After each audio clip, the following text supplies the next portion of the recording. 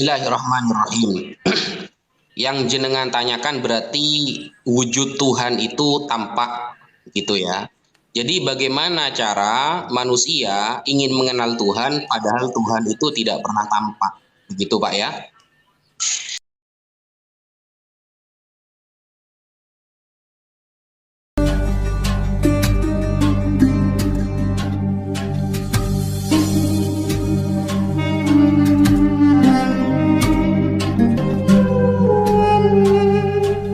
Ini sebenarnya agama yang benar itu yang mana? Mau ikutin Isa atau mau ikutin budaya? Nah, karena tidak ada yang mau mengalah, akhirnya sudah dilebur saja. 25 Desember dianggap sebagai hari kelahiran Isa. Dianggap saja. Makanya kan bukan apa? Bukan suatu yang pasti Ustaz Wafi. Mereka dalam keraguan-raguan apakah benar tanggal 25 atau tidak. Gitu. Betul, betul. Kalau Sunday itu Jadi akhirnya matahari ya, berarti saya ini kekuatannya lebih hebat 3 matahari karena saya santri. Iya. Betul. Nah, makanya aku pernah mengingatkan kepada teman-teman muslim, dan saya berani mengingatkan karena saya punya keyakinan yang teguh di sini bahwasanya kaum muslimin tidak boleh lagi ya, terutama di Indonesia, mengatakan bahwa tahun baru yang dibawa oleh hitungan tahun berdasarkan matahari yang dibawa oleh orang-orang Eropa atau Romawi seperti Belanda, Inggris, Portugis ke Nusantara ini dengan sebutan tahun Masehi. Jangan. Itu bukan tahun Masehi, itu tahun Romawi. Atau bisa disebut tahun Yunani bisa. Tahun Yunani bisa, tahun Romawi bisa. Karena Romawi dengan Yunani itu kakak beradik. Kenapa Indra Masuk kamu katakan seperti itu? Ada nggak nama-namanya dari 12 bulan itu nama-nama dari ajaran Nabi Isa atau dari Yesus? Nggak ada. Itu namanya dari Yunani dan Romawi. Yang saya sebutkan, Januari. Tahu nggak Januari artinya apa? Januari itu dewa Janus. Dewa Janus itu dewa yang punya 2 kepala dalam mitologi Yunani. Kepala yang satu menghadap ke depan, bukan 2 kepala, 2 wajah. 1 kepala 2 wajah. Jadi wajah yang satu menghadap ke depan, wajah yang satu menghadap ke belakang. Maka mereka merayakan tahun baru. Tahun depan memandang ke depan, tahun kemarin mengingat yang kemarin masih kurang. Disebut dewa Janus, bulannya Januari. Oke. Agustus dikenang untuk mengenang Kaisar Agustus, bulan Agustus. Juli dikenang untuk mengenang dibuat untuk mengenang nama salah satu kaisar mereka, Julius. Coba. Julius. Mana namanya dari Nabi Isa? Nggak ada. Namanya dari bahasa Ibrani, Aram, nggak ada. Nama dari bahasa Romawi dan Yunani itu. Kurang lebihnya gitu, teman-teman. Ustaz Taufik. Masya Allah. Siap. Terima kasih ilmunya Mas Indra. Monggo Mas Awikin, Bang Ucok. Mungkin ada yang mau disampaikan? Buku referensinya ada enggak? Bang Indra. Iya. Siapa tahu nanti dikata hoakan bukunya itu, judulnya. Oh, judulnya apa ya? Banyak itu di artikel, banyak itu judulnya. Nah, di internet. Siapa tahu nanti kan ada konten di bawah itu, kejang-kejang. Bukunya apa? Iya, tapi kalau sumbernya tesis ini dibantah dengan antitesis dong. Iya.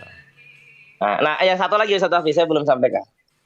Yaitu tentang perayaan Paskah. Anda pernah dengar nggak orang-orang Oton ini merayakan Paskah? Ustaz Hafiz pernah dengar nggak? Hari Raya Paskah, benar?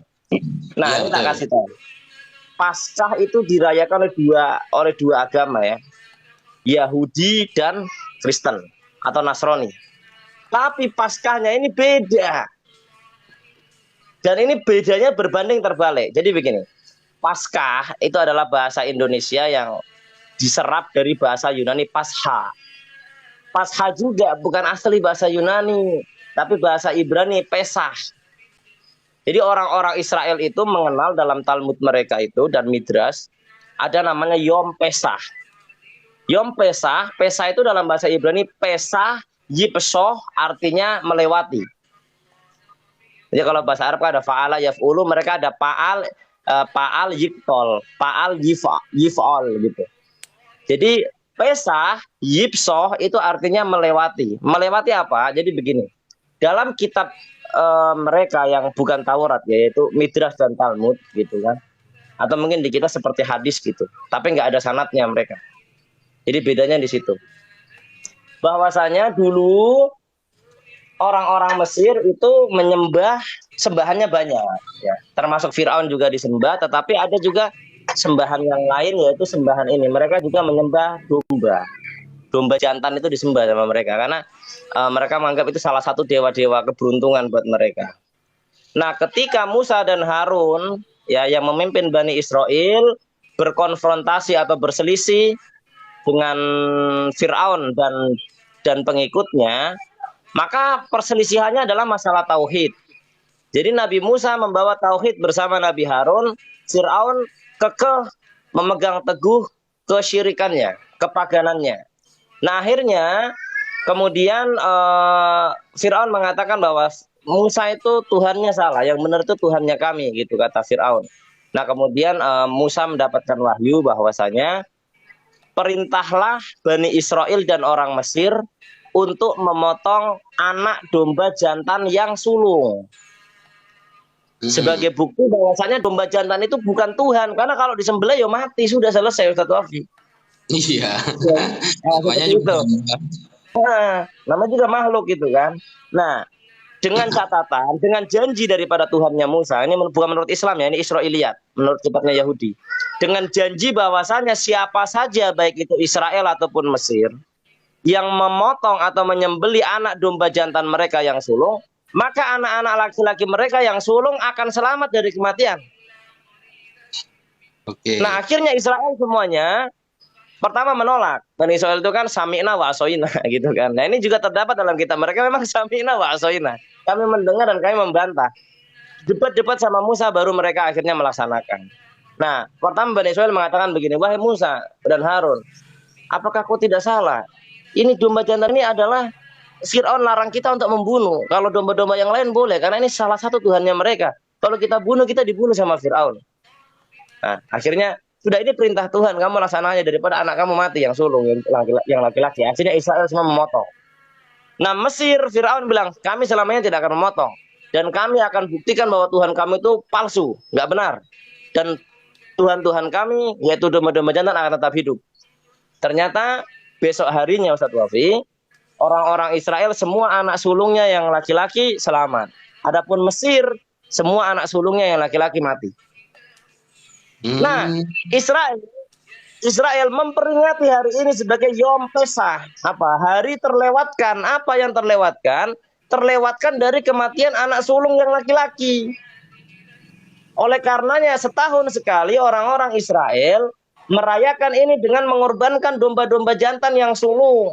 Mereka potong domba itu dan mereka nikmati makanan itu sebagai sesembelihan. Dan memperingati bahwasanya dulu leluhur mereka, anak laki-lakinya yang sulung diselamatkan dengan cara menyembelih domba. Nah, ini menurut Yahudi. Jadi simpelnya adalah Yahudi itu begini, Ustaz Rafi. Mengorbankan anak domba jantan yang sulung untuk menyelamatkan anak laki-laki yang sulung. Kan begitu. Nah, sekarang kita pindah ke Nasrani, ke Oten ya. Kita pindah ke Oten. Oten sebaliknya. Oten sebaliknya. Jadi anak laki-laki yang sulung, Yesus kan anak sulung kan? Bener apa enggak? Iya, betul. Lahir dari perawan berarti anak sulung. Kalau dia enggak anak sulung berarti perawannya diragukan gitu kan. Ya, jadi Terus. Oh.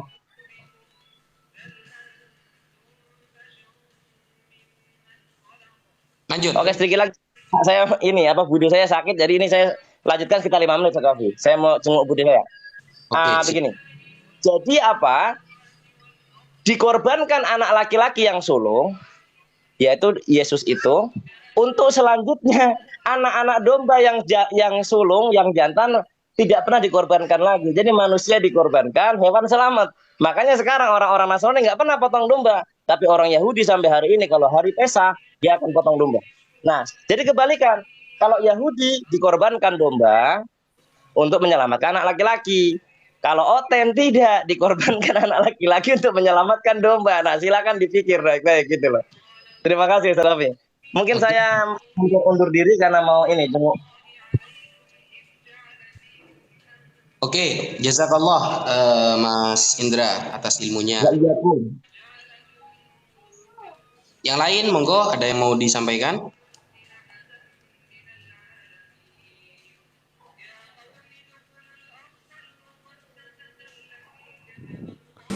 Oh, ini nunggu Oten aja ini. Udah lupa tadi Pak Ustadz. Ini ya. Kalau Yang mengenai kalam tadi sih, cuman udah lupa saya. iya, lanjut. Gini Pak Ustadz, aduh apa sih ya, aku lupa nih. Ya mereka kan berusaha menyamakan firman dan kalam yang Ustadz maksud tadi. Nah, saya ingat ini dulu waktu si pendeta itu ya, yang memang spesialis kalam itu, yang mempelesetkannya menjadi ya, makhluk. Ya semisal ya jadi manusia gitu kan. Nah ini tolong dijelaskan kembali Pak Ustadz. Ini sangat ini ya, kami butuhkan ini para awam ya, yang fakir ilmu. Monggo Pak Ustadz. Iya, bismillahirrahmanirrahim. Jadi perbedaan Al-Quran dengan Yesus itu satu, teman-teman. Yesus itu jelmaan dari firman. Ini doktrin ya, doktrin mereka. Meskipun tidak pernah tertulis di dalam kitab mereka, bahwa Yesus ini adalah jelmaan dari Tuhan, itu tertulisnya itu sebagai doktrin. Seperti Yohanes 1 nomor 14, firman itu telah menjadi manusia, kata Yohanes. Kata Yohanes ya, bukan kata Yesus. Yesus sendiri seumur hidup beliau tidak pernah beliau mengatakan bahwa beliau ini adalah jelmaan dari firman Tuhan. Tidak pernah, teman-teman. Tidak pernah. Yang ada itu bunyinya seperti ini kalau dari Yesus. Ini ya. Kita lihat Yohanes 3.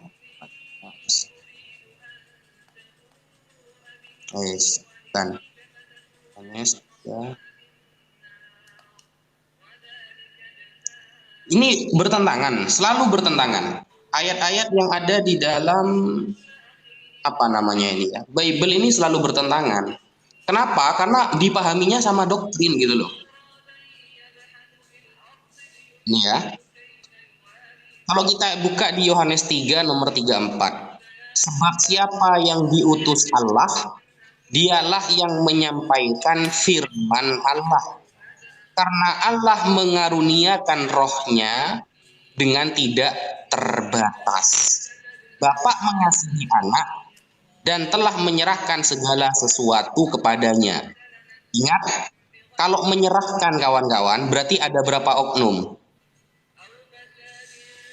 1 atau 2? Yohanes 3 ayat berapa, Pak Ustadz? Ayat 34. 34. Oke. Kata-kata menyerahkan itu berarti ada orang yang lebih tinggi, ada orang yang lebih rendah. Itu loh. Di Yohanes 3:34, ini kalimatnya begini. Sebab siapa yang diutus Allah, dialah yang menyampaikan firman Allah. Jadi Yesus ini karena utusan, beberapa kali dalam Bible tertulis Yesus ini utusan, berarti yang mengutus itu adalah Allah, dan yang diutus nanti tugasnya adalah menyampaikan firman Allah. Ini. Karena Allah mengaruniakan rohnya dengan tidak terbatas. Bapak mengasihi anak dan telah menyerahkan segala sesuatu kepadanya. Bapak menyerahkan kepada orang yang akan menyampaikan firman. Yesus sendiri tidak pernah mengatakan bahwa dia adalah jelmaan dari firman Allah. Gak ada itu ya. Gak ada kalimat seperti itu.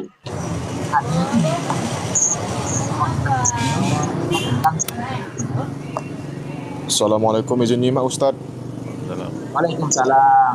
Ya, Pak Ustadz, tanya Pak Ustadz. ya gimana? Kalau firman Allah itu kan termasuk kita ini firman dari Allah ya, betul lah Ustadz? Maksudnya firman dari Allah kita? Ya ciptaannya gitu.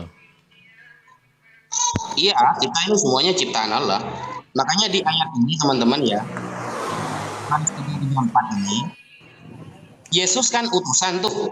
Yesus utusan atau bahasa Arabnya itu Rasul. Meskipun kata Rasul ini sering digunakan oleh mereka ya, di copy paste ya. Coba kita buktikan Yesus ini utusan. Ibrani Berani 3 nomor 1. Ibrani 3. Nah, jadi sebab itu hai saudara-saudara yang kudus, yang mendapat bagian dalam panggilan sorgawi, pandanglah kepada Rasul dan Imam besar yang kita akui, yaitu Yesus. Nah, Yesus ini Rasul, teman-teman, Rasul, utusan. Nah, ketika sudah utusan, maka kita kembali kepada Yohanes barusan. Yohanes 3 nomor 34. Sebab siapa yang diutus Allah, dialah yang menyampaikan firman Allah. Karena Allah mengaruniakan rohnya dengan tidak terbatas. Bapa mengasihi anak dan telah menyerahkan segala sesuatu kepadanya. Ada penyerahan ya, ada penyerahan dari Bapa Allah kepada anak. Sang penyampai firman, teman-teman. Sang penyampai firman. Kalau Yohanes 1 nomor 1,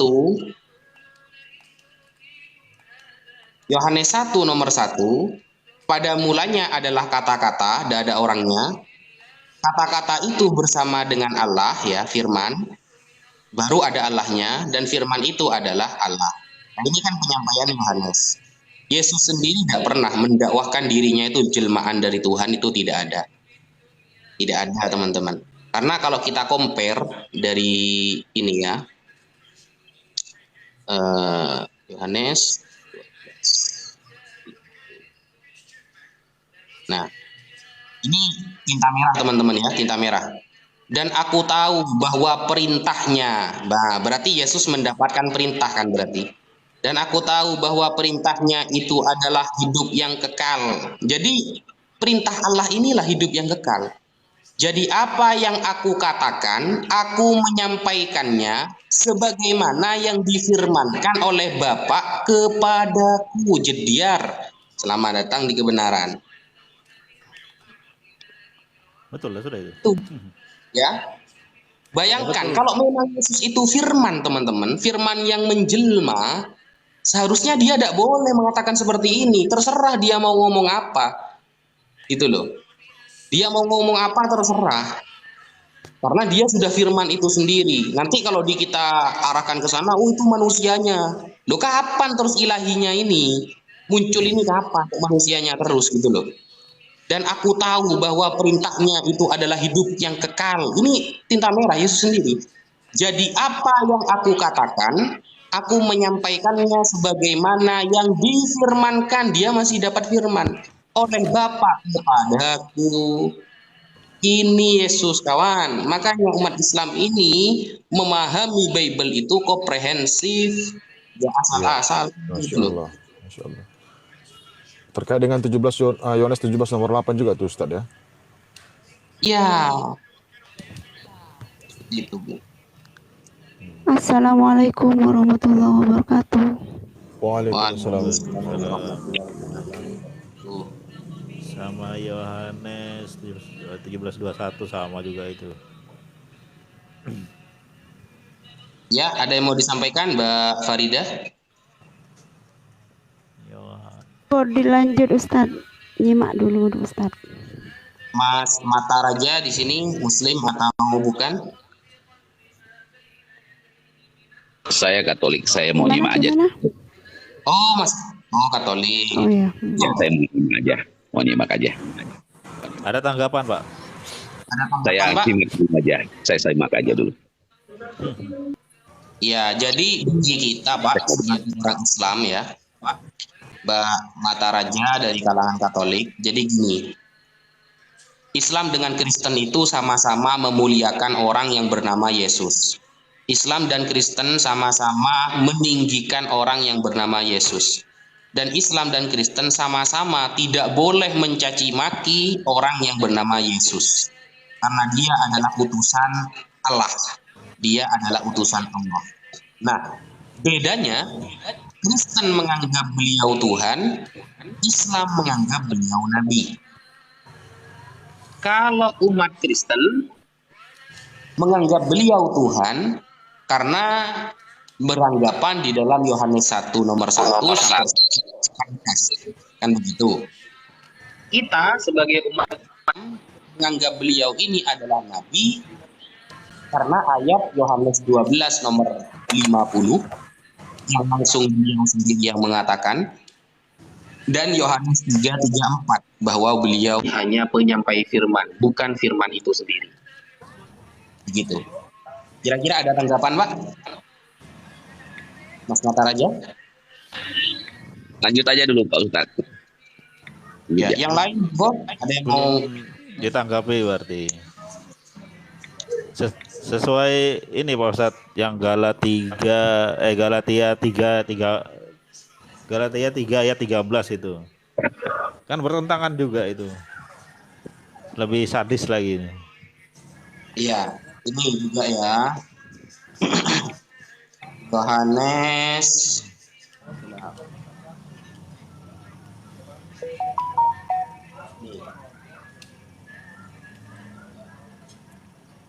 Yohanes 8:55. Ini langsung Yesus sendiri yang bilang, kawan.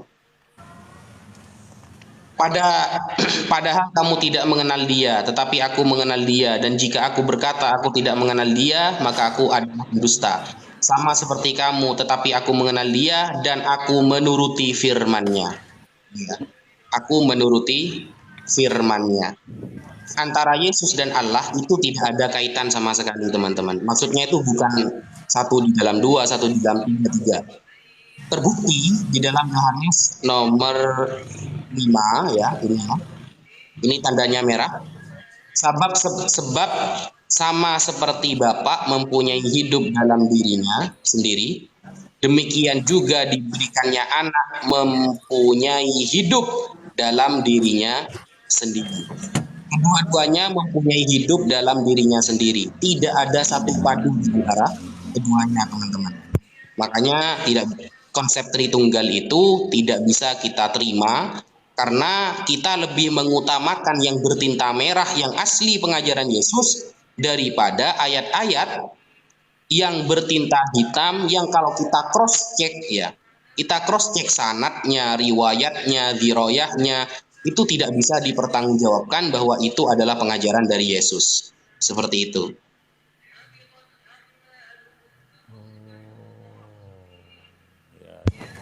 Jadi sedikit dari saya, kalau dikatakan orang teman-teman Kristen itu Yesus itu adalah Tuhan dan kami mengimaninya, beliau itu adalah seorang nabi, itu adalah suatu hujatan bagi nabi kami. Pak Mataraja, izin, itu suatu hinaan bagi kami. Walaupun dikatakan kami ini sangat mengagungkan, sangat memuliakan Yesus ataupun Nabi Isa alaihissalam. Tapi kalau sebagai manusia, tapi kalau dikatakan dia sebagai Tuhan itu suatu adalah hujatan yang sangat luar biasa. Karena beliau sendiri tidak pernah mengatasnamakan dirinya adalah Tuhan. Tidak pernah dia mengatakan dirinya itu minta disembah gitu, Pak.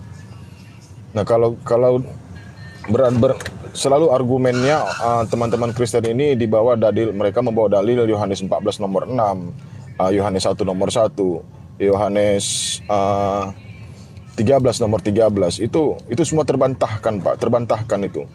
Nah, maka dari itu saya minta kepada teman-teman Kristen jujur. Aduh, sorry. Ini ya. Jujurlah teman-teman Kristen, bacalah Bible yang bertuliskan bahasa aslinya.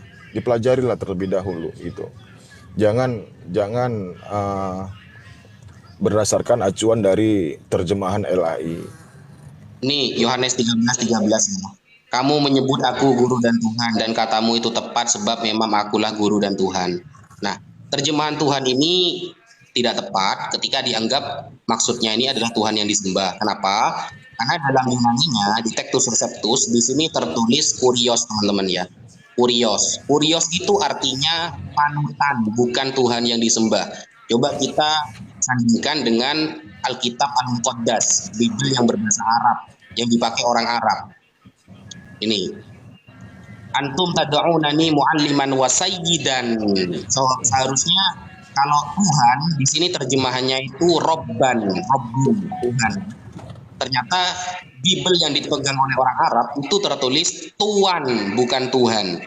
Antum tad'unani, kamu memanggil aku mu'alliman sebagai guru, wa sayyidan dan tuan, panutan. Wa hasanan taquluna li anni ana dzalik, dan katamu itu tepat, memang aku seperti itu.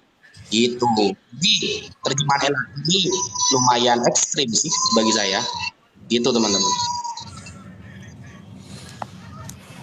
Ya itu Ustaz, kalau kita cek dari KBBI, itu bahasa Tuan dan Tuhan. Kata Tuan dan Tuhan itu sangat jauh berbeda maknanya. Kalau Tuhan itu ditujukan kepada makhluk. Nah, kalau Tuhan itu ditujukan kepada keesaan Tuhan gitu. Karena itulah teman-teman yang saya harap pelajarilah bahasa aslinya gitu. Kami belajar di sini. Kami berusaha untuk menyelamatkan Yesus. Kami berusaha untuk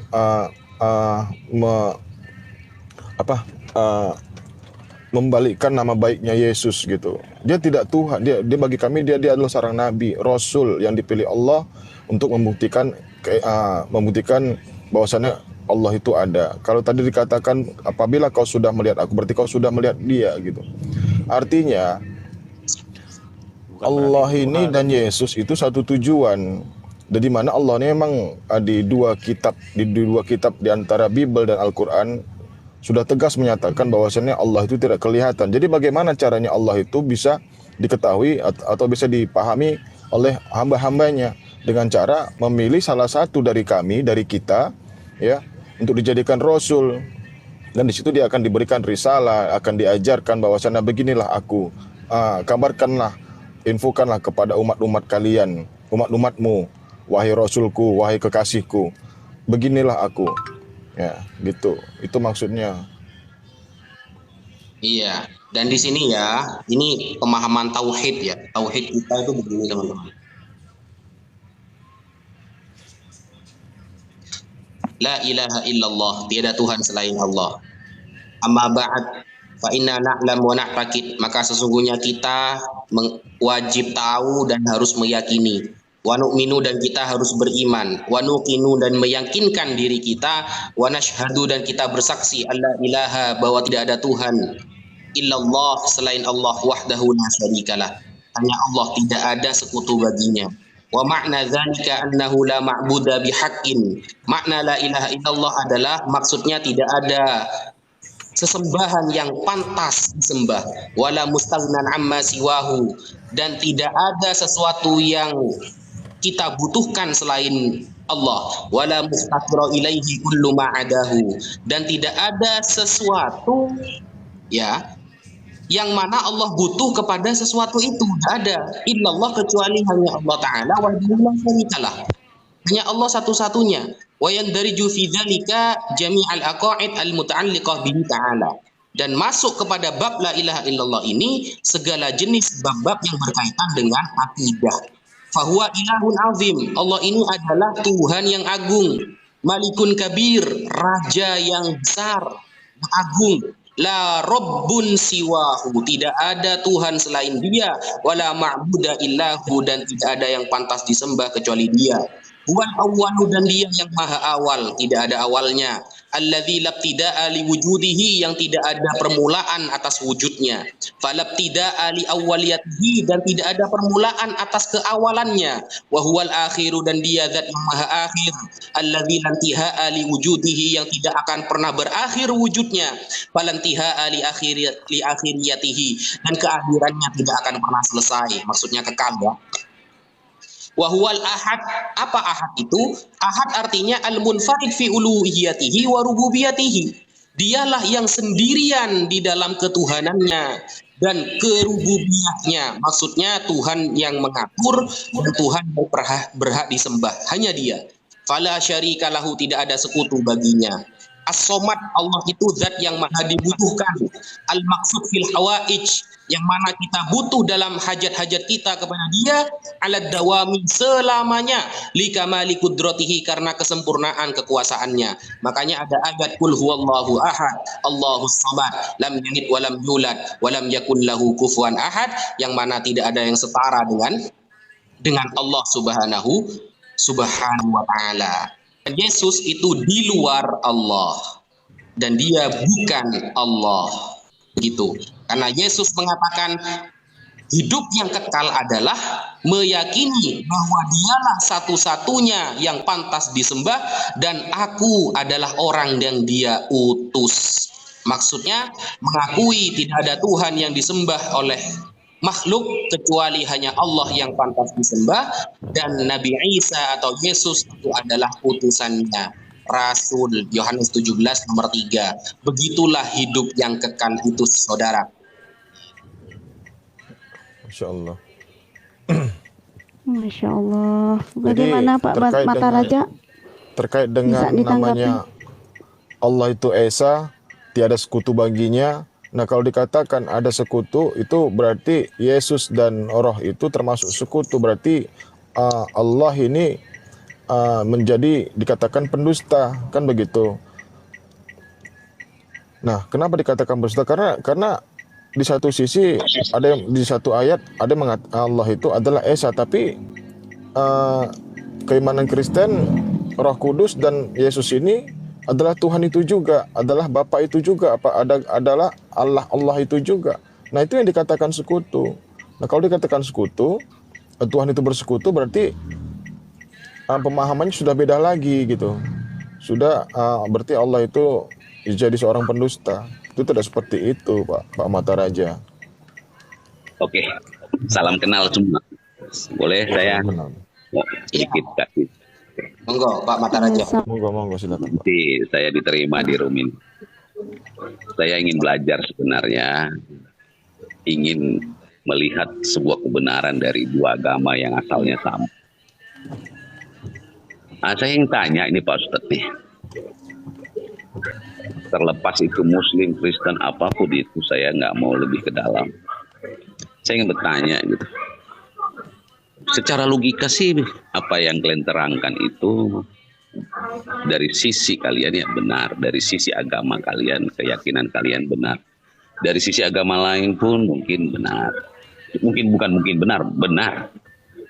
Kalau dilihat dari sudut pandang masing-masing. Tapi saya ingin bertanya ini kepada Ustadz. Ini yang menjadi pertanyaan saya, karena banyak kata-kata yang mengatakan kalian sudah didoktrin nih, padahal arti doktrin itu bukan artinya dipaksakan sebenarnya kalau melihat kamus bahasa Indonesianya. Sebuah ajaran yang diyakini, bukan sesuatu doktrin yang dipaksakan, suatu keyakinan dipaksakan, bukan. Tapi saya mau tanya ini kepada Ustadz nih. Satu pertanyaan saya yang selalu ini saya ingin tanya, kalau bicara logika ya, bicara logika. Kan tadi yang dibahas dari logika dan dari sisi ajaran, pandangan, sudut pandang orang lain selain dari Nasrani. Kira-kira kalau kita mau mengenal Tuhan, mau melihat Tuhan, atau saya balik pertanyaannya, kalau ingin Tuhan menunjukkan dirinya kepada manusia, bagaimana cara Tuhan itu supaya manusia mengakuinya? Mohon Pak Ustadz penjelasannya. Oke. Bismillahirrahmanirrahim. Yang jenengan tanyakan berarti wujud Tuhan itu tampak gitu ya. Jadi bagaimana cara manusia ingin mengenal Tuhan padahal Tuhan itu tidak pernah tampak. Begitu Pak ya. Kita punya rujukan yang sama Pak. Al-Quran dan Bible ini sama-sama setuju dalam satu hal ini. Dalam hal apa? Yaitu dalam Musa, Moses, kalau dalam Ibrani itu ya, Moses. Ketika ingin melihat Tuhan, itu juga dinarasikan di dalam Al-Quran dan Bible. Al-Quran mengatakan dalam apa itu ya? Surah Al-A'raf, kalau nggak salah surah Al-A'raf. Nabi Musa mengatakan, Robbi arini anzur ilaik. Ya Allah, berikanlah aku kesempatan bisa melihat engkau. Nah, ingat, Nabi Musa ini nabi loh. Dia jelas-jelas utusan Tuhan. Yang pasti, yang namanya nabi, mustahil dia akan bodoh dalam hal ketauhidan, ketuhanan. Mustahil seorang nabi akan bodoh masalah ketuhanan. Karena dia adalah orang yang dipilih oleh Tuhan untuk menyebarkan agama yang dibawa. Ketika Musa mengatakan Robbi arini anzur ilaik, ya Tuhan berikan. Izin Pak Ustadz, biar dijelaskan ayatnya Ustadz, 143 Ustadz. Ya, Al-A'raf 143 ya. Silakan dibuka teman-teman ya. Ya oke, lanjut Ustadz. Nah, kemudian Tuhan mengatakan apa ternyata Pak? Lantaroni, kamu tidak akan bisa melihat aku wahai Musa. Walakin inzur ilal jabal fa idza istaqarra makanahu fasawfa tarani. Tetapi lihatlah kepada gunung Tursina itu. Ketika gunung itu tetap pada tempatnya, maka kau dapat melihat aku. Ternyata gunungnya hancur dan Nabi Musa tidak bisa melihat Tuhan. Cerita itu juga ada di dalam Bible. Ketika Tuhan berbicara dengan Musa, itu ada hijab, ada penghalang yang menghalanginya. Musa tidak bisa melihat Tuhan. Ini dua narasi dalam satu agama yang sama persis. Yang pertama itu, Pak. Lalu bagaimana ketika Tuhan sudah jelas tidak bisa dilihat? Bahkan Yohanes nomor 5, ya Yohanes 5 nomor 36. Saya bukakan dulu. 37. 5 ya. Oh iya. Yohanes 5:37. Ini ya, merah kata Yesus sendiri, Bapa yang mengutus aku, dialah yang bersaksi tentang aku. Kamu tidak pernah mendengar suaranya, rupanya pun tidak pernah kamu lihat. Narasi ini dibenarkan oleh perjanjian lama bahwa Yehova atau YHWH singkatannya tidak pernah dilihat. Tidak ada yang bisa melihat seperti itu. Itu kalau bahas kelihatannya, Pak. Lihat atau tidak. Jadi dua kitab suci sudah saling membenarkan. Sekarang bagaimana kita percaya ketika Tuhan tidak bisa dilihat? Kita belum lari ke ayat, kita pakai logika dulu, Pak. Sebelum lari ke ayat ya. Ketika Bapak menemukan suatu barang, ya, suatu kotak di pinggir jalan, lalu ada dua orang yang mengaku bahwa kotak itu milik dia, maka pasti Bapak akan memberikan kotak itu kepada orang yang bisa menjelaskan secara detail isi dan rinciannya. Contoh, Bapak menemukan dompet di pinggir jalan.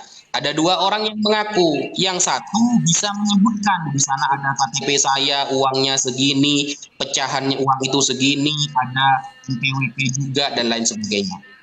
Yang satu orang tidak bisa menjelaskan, hanya sebagian saja. Pasti Bapak akan membenarkan ungkapan orang yang pertama. Nah, kita bandingkan Al-Quran dengan Bible. Tuhan siapa yang lebih detail menjelaskan tentang penciptaan? Tuhan siapa yang detail menjelaskan tentang qada dan qadar, tentang takdir sebuah manusia, yang itu juga dikutip sebagiannya oleh Bible. Dan Tuhan siapa yang secara detail menjelaskan tentang bagaimana manusia diciptakan, bumi diciptakan, langit diciptakan, dan lain sebagainya. Yang betul berarti itu Tuhan yang beneran, sang pemilik dunia ini, Pak. Gitu, Pak. Oke. Saya bertanya lagi. Musa atau nabi lain, Abraham, atau yang lain lah di perjanjian lama. Tuhan itu hadir dan berbicara langsung dengan nabi. Mohon koreksi kalau salah. Tuhan sudah bicara langsung melalui nabi. Walaupun wujudnya Allah atau Tuhan, saya nggak ngerti Allah Tuhan ini sama, saya nggak mau tahu dah. Tapi sang segalanya sudah berbicara langsung kepada Nabi untuk disampaikan kepada bangsa Israel bahwa jalan kebenaran ini loh, dan para nabi mengatakan inilah Tuhan nenek moyangku, Allah nenek moyangku. Kalau kata yang lain ya, terutama Musa atau yang lain, yaitu Tuhan Allah dari Abraham. Itu kata di dalam itu. Disampaikan langsung Tuhan itu bicara atau berfirman, entah di Gunung Sinai kah, atau dimanapun dia berada. Musa yang membunuh seorang bangsa Israel yang pergi, akhirnya dia diutus untuk menyelamatkan membunuh orang Mesir, yang menyelamatkan, diutus Allah untuk menyelamatkan bangsa Israel itu sendiri. Dan Allah selalu berfirman kepada mereka melalui Musa, melalui satu orang. Sementara firman itu sendiri yang disampaikan oleh Allah sendiri kepada Musa tidak segampang itu bisa mereka terima. Dan banyak yang tidak yakin, dan banyak yang tidak percaya, seperti kita ini. Dan sampai saat ini, semuanya itu perdebatan sampai masa saat ini. Jadi gambaran bangsa Israel dulu itu adalah gambaran kita sekarang. Nabi yang menerima langsung, mereka pun tidak percaya. Jadi saya bertanya dalam hati, benarkah Allah itu betul-betul bicara kepada Nabi? Kok bangsa Israel, mengapa bangsa Israel sendiri tidak percaya kepada pemimpinnya? Itu pertanyaan satu. Sudah Allah yang berbicara, tapi mereka juga belum percaya penuh. Yang kedua, ada juga pertanyaan di hati saya. Coba kalau kita sama-sama baca, mungkin Pak Ustadz sudah banyak bacalah Alkitab dibanding saya, tapi saya cuma sedikit-sedikit aja. Terlalu kejam kalau kita lihat dalam perjanjian lama itu, Allah itu sendiri kejam. Untuk membebaskan bangsa Israel aja, keluar dari Mesir kejam sekali loh. Allah itu membuat ular dari segala macam yang bangsa Mesir pun mampu membuatnya. Coba dilihat. Saking cintanya Tuhan itu, sampai dia rela berbuat kejam seperti itu kepada bangsa sendiri, umat ciptaannya.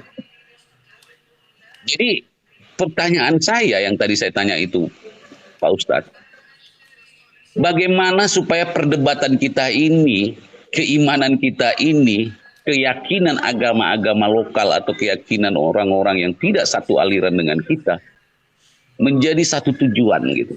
Bagaimana Tuhan, walaupun ya keperbedaan itu adalah sebuah karunia Tuhan, kata salah satunya Mahfud MD mengatakan demikian, itu hak dia, ya, itu adalah kuasa dia. Tapi bagaimana supaya kalau kita beragam ini, tapi mengerti satu dengan yang lain? Karena kalau kita lihat memang dia berfirman saja pun kita tidak mengerti, tidak memahami. Bahkan sampai dia berbuat begitu kejam ke bangsa Israel pun mereka juga tidak mengerti. Mohon Pak Ustadz, bagaimana kita supaya bisa mengerti bahwa Allah itu benar, Allah itu ada, bahwa Allah itu tunggal, bahwa Allah itu berfirman, bahwa Allah itu ada roh, bahwa Allah itulah kebenaran mutlak yang tidak perlu dipertanyakan. Terima kasih. Oke. Sedikit Ustadz, 1 menit Ustadz. Lanjut. Terima kasih Pak Mataraja. Jadi begini Pak, tadi kan kita sudah menyepakati dua kitab ini bahwasanya di antara Bible dan Al-Quran, di situ dijelaskan bahwa Tuhan itu tidak kelihatan. Ya, Al-Quran gak usah saya jelaskan lagi. Saya coba ambil lagi beberapa ayat di Bible Bapak. Silakan dibuka 1 Raja-Raja 8 ayat ke-27 dan 2 Tawarikh 6 nomor 18. Di situ dijelaskan Pak, di ayat tersebut. Tetapi benarkah Allah hendak diam di atas bumi? Tanda tanya. Sesungguhnya langit, bahkan langit yang mengatasi segala langit pun tidak dapat memuat engkau, terlebih lagi rumah yang ku dirikan ini, gitu Pak. Jadi terbantahkan Pak dengan narasi Bapak tadi bahwasannya Abraham dan Musa itu menatap langsung Tuhan itu Pak. Nah, kalau sudah begini berarti kan ada kontradiksi Pak di dalam Bible Bapak Pak. Maaf ya Pak, maaf sekali Pak.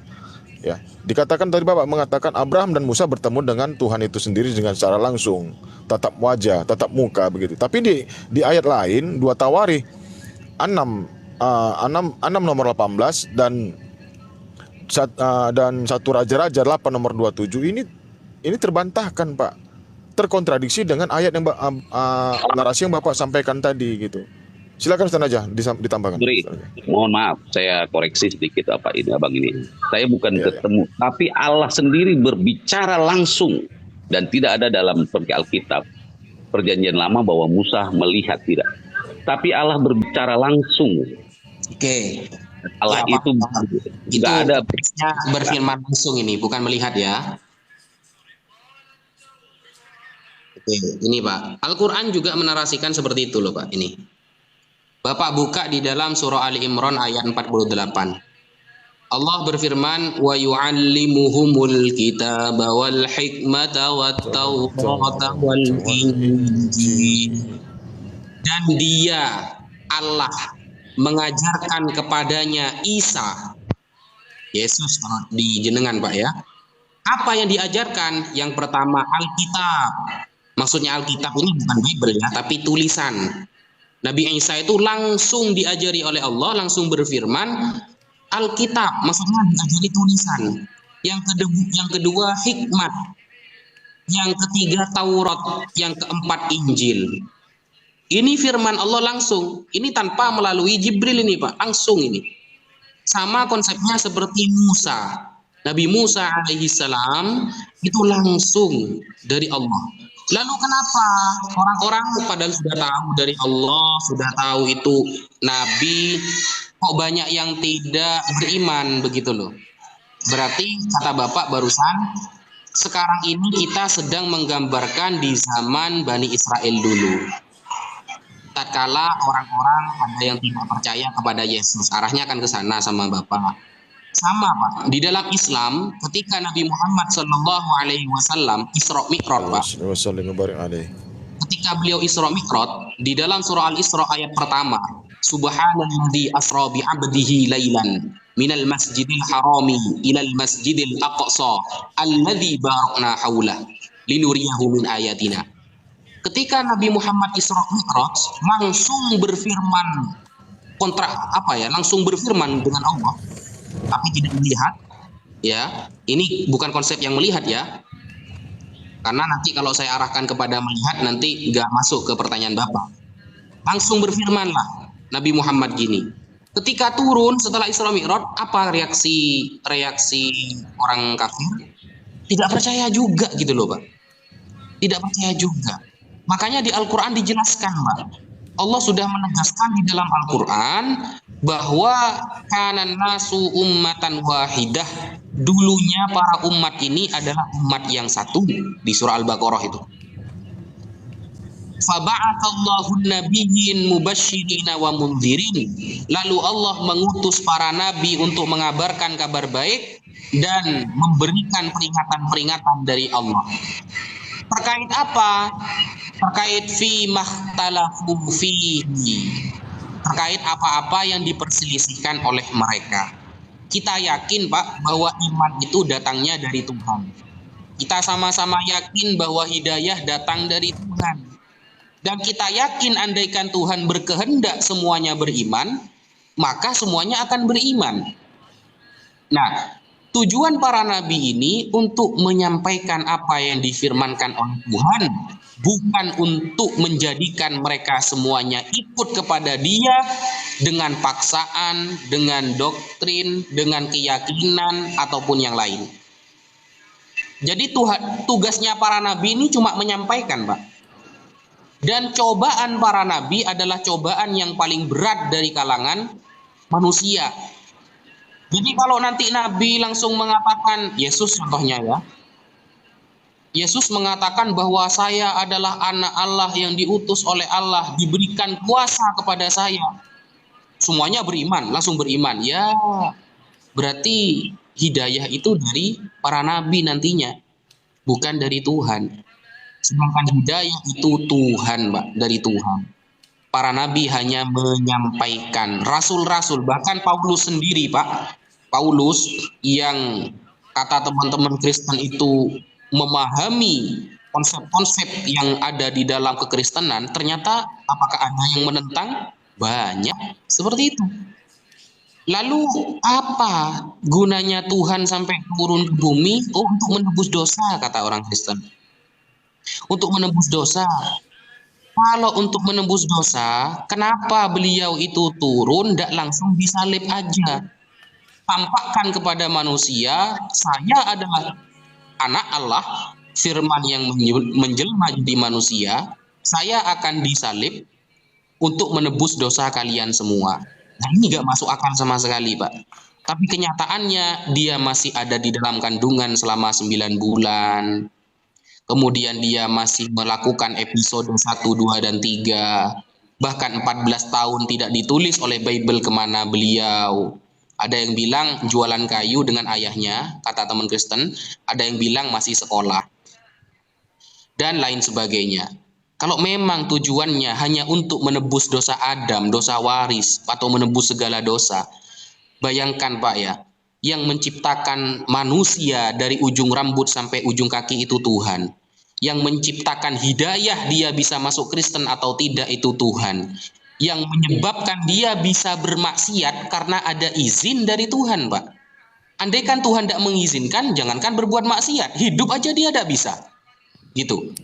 Tapi kenapa ketika hanya melakukan salah Tuhan harus turun dan bertahun-tahun? Dan itu pun banyak cerita yang sebenarnya cerita itu justru bukan menunjukkan dia Tuhan. Sama seperti manusia biasa. Kalau Tuhan mampu menciptakan dunia dan isinya, Tuhan mampu menentukan siapa yang akan dia pilih menjadi ahli surga, kenapa dia tidak mampu hanya menghapus dosa? Kenapa harus turun dan disalib, Pak? Itu secara logika sangat gabrul gitu, Pak. Gimana kira-kira menurut Pak Mataraja? Oke, makasih Pak Ustadz. Setuju dengan Pak Ustadz. Capek sekali ya kan? Capek sekali Tuhan itu harus turun, harus berjuang, harus salib, harus sekolah, harus semuanya hanya untuk menjadikan manusia itu percaya ke dia. Setuju? Itu aneh itu, aneh bin ajaib itu. Karena Tuhan segalanya dan berkehendak segalanya. Itu harus digarisbawahi Bang, Pak Ustadz. Aneh bin ajaib kalau Tuhan harus hidup menjadi manusia hanya untuk meyakinkan manusia bahwa dia ada. 100%, 1000% saya setuju. Tapi pertanyaan saya bukan itu tadi Pak Ustadz. Saya bukan arahnya ke Yesus. Kita singkirkan Yesus itu dulu. Dan apa yang kalian pikirkan tentang Yesus itu yang menjadi manusia antara membedakan manusia dengan Allah, itu memang logika. Betul, itu logika sih. Saya nggak mau bantah itu. Yang saya mau tanya dari tadi itu, Tuhan berfirman kepada seorang nabi, yang dimana nabi itu adalah orang yang sangat dihargai, yang mempunyai nama, kalau istilah kita zaman sekarang pemuka agama lah, atau dalam dulu bahasa suku adalah ketua suku. Dan mereka sudah nabi-nabi ini sudah menunjukkan kepada pengikutnya, Musa misalnya. Dan begitu besar kasih sayang begitu besar kasih Tuhan Allah itu kepada mereka, tapi mereka masih berkhianat dan tidak yakin. Allah yang firman kepadanya dan sudah diberikan, sudah diberikan, mereka masih nggak yakin. Makanya saya tadi bertanya, bagaimana Allah itu harus menemui manusia dalam tanda petik ya, yang tidak yakin. Dan bagaimana manusia itu, Tuhan itu harus hadir ke manusia Dan bagaimana Tuhan itu harus mendatang ke dunia ini kepada manusia. Dan bagaimana Tuhan itu supaya orang tahu bahwa kau adalah Tuhan. Supaya yakin. Betul kata Pak Ustadz. Perjuangan Nabi itu susah. Wah iya dah, kita harus tahu itu Nabi itu orang yang bisa kita katakan pilihan. Kalau pilihan sih segalanya. Tapi bagaimana? Itu yang saya inginkan gitu. Saya juga bertanya Pak Ustadz, sorry, saya bilang, saya juga setuju dengan Pak Ustadz. Tuhan 3 oke. Tuhan masih sekolah oke. Menembus dunia oke. Dia maha segalanya, kenapa harus seperti itu? Zaman bangsa Israel juga, dia kan segalanya, kenapa harus tersiksa seperti itu? Oke, paham Pak, paham. Jadi gini maksud Bapak ini, kenapa ketika Tuhan sudah memilih seorang nabi dan dia sendiri berfirman kepada nabi, masih ada orang-orang yang tidak percaya gitu kan? Betul? Oke, Pak. Betul, silakan. Iya. Kalau itu tidak ada konfirmasi dari Tuhan, kita bisa bertanya seperti itu, Pak. Contoh, Tuhan tidak pernah ngasih konfirmasi sama kita bahwa dia cuma akan mengutus nabi, seorang utusan, dan akan menyampaikan firman-Nya seorang nabi itu. Kalau cuma seperti itu narasi dari Tuhan, maka boleh orang-orang kafir, Pak. Orang-orang tidak percaya Tuhan. Bapak ini, Mas, kalau di dalam Islam, Pak ya, itu masuk ke konsep Mu'tazilah, Pak. Mu'tazilah ini mengatakan Tuhan itu wajib berbuat baik. Maka Tuhan tidak boleh menjadikan orang itu kafir. Karena Tuhan maha baik, kan begitu? Itu kata Mu'tazilah. Mu'tazilah ini sempat besar di dunia karena mereka hanya menggunakan logika dalam cara berpikir. Yang namanya Tuhan itu maha baik. Maka tidak boleh seorang Tuhan ini menjadikan orang-orang ini kafir lalu akhirnya masuk neraka. Tidak boleh. Karena dia yang menciptakan Tuhan, takdirnya ditentukan Tuhan. Kenapa ketika datang Nabi dia kok ditakdirkan tidak kafir? Ditakdirkan tidak percaya kepada Nabi itu. Nah, itu konsepnya Mu'tazilah. Kalau Tuhan tidak pernah ngasih konfirmasi, boleh kita mengatakan begitu, Pak. Tapi kenyataannya Bible ataupun Quran sudah ngasih konfirmasi, Pak, bahwa Tuhan juga menciptakan iblis, Pak. Ingat, Tuhan juga menciptakan iblis. Dan ingat, Tuhan juga yang menentukan siapa yang kafir dan siapa yang beriman, Pak. Seperti itu. Yudillu mayyasha wa yahdi mayyasha. Tuhan berhak menentukan siapa yang akan beriman dan Tuhan berhak menentukan siapa yang tidak beriman. Karena ciptaan Tuhan semua. Apakah itu dikonfirmasi oleh Alkitab? Dikonfirmasi. Kita lihat.